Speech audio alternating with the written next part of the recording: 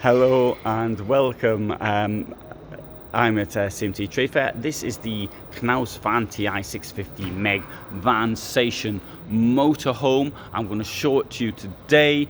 It looks very white, or maybe it's my eyesight, or maybe, I don't know. It's going to cost, there's the price, 77,500 euros. Have a look at some of the technical stuff about it. 7 meter, 696, 500 kilo payload, and standing height claimed 196. So right, let's come inside and have a look. So it seems like a sort of a typical Fiat Ducato motorhome in here. So with nothing unusual about it, following Knaus style of having pointless shelf there, 3 lockers at the back with a ledge, and under the bed here we will find a wardrobe, and there's also a wardrobe here as well. There's a light here, but in almost all of them that they don't work. So I mean, that might be a Knaus style.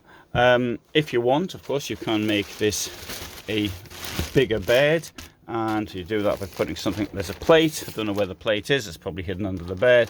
This goes in here, and that makes you a bigger bed. So for space saving, it's not such a bad idea. Under here we will find also a similar setup. There it is, and here we'll open this here as well. That light doesn't work either. But anyway, you've got a wardrobe there. Might need a light if you're looking at it from the top. Let's put this down here and come across here to have a look at this, which is a wardrobe. Can't see that very well either. Also got to do with the light. Now there will be a light in the washroom, it's just that I haven't actually turned it on. And yes, let's go see if we can find where the light goes in the washroom. Is that it up there? No, that's one of them. Oh look, it's down here. And right, so which do you think is the washroom? Could it be that? No. Could it be that? No. Or that? Or that? Oh no, that's not. That doesn't work. That one did work. Anyway, right. So we can't find the light for the washroom. Well, maybe it's here. Well, that one came on. Anyway, okay, right. So there is a. And what is this down here? Oh, there you go.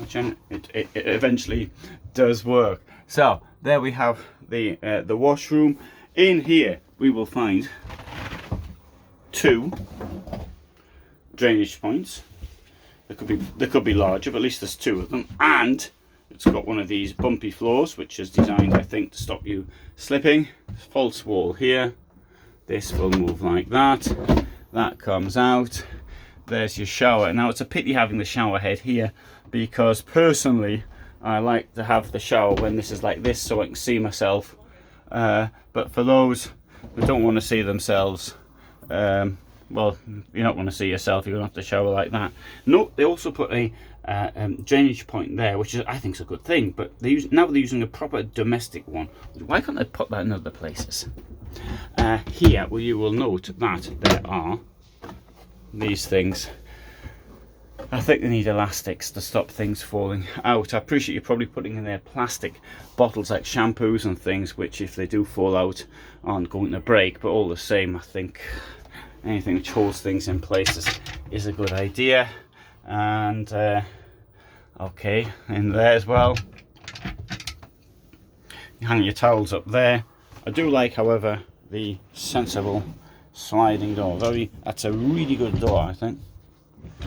Up here you'll find we've got a Dometic aircon unit, and over here we'll have a fridge.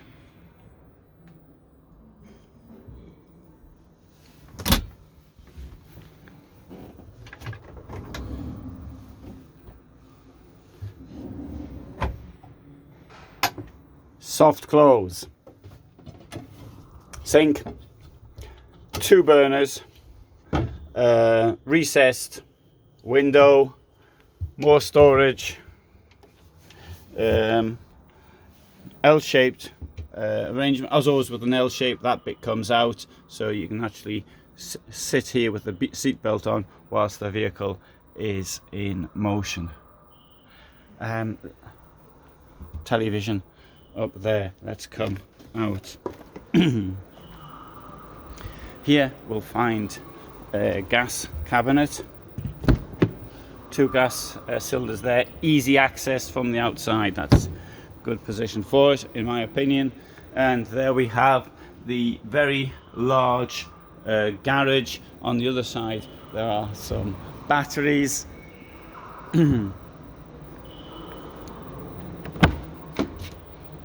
And so we've got the 2 batteries there.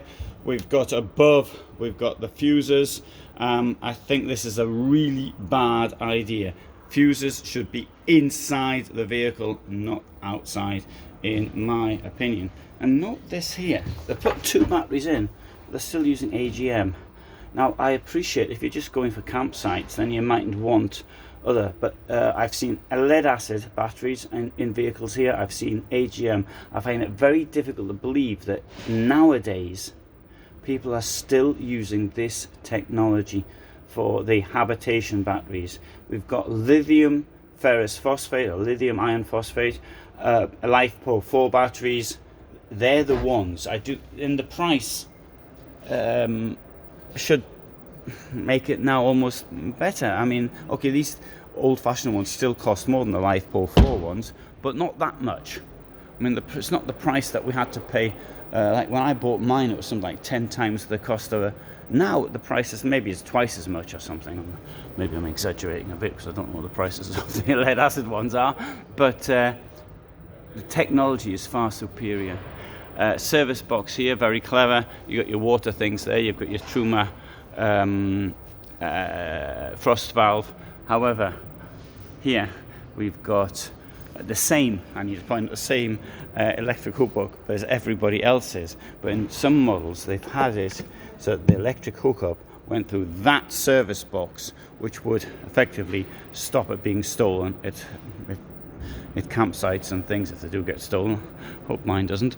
And which it's a pity really, as they've done this in other vans. Why can't they keep doing it in the same way? Okay, good. So I've given you an overview of this, the Van Ti 650 MEG motorhome. As always, I need to point out I do not recommend Knaus vehicles at all. This company has major problems, and I've gone into those problems in the past in other videos. So please bear that one in mind. There are much better and indeed much cheaper vehicles from more reliable companies. For the moment, thanks for watching. Bye for now.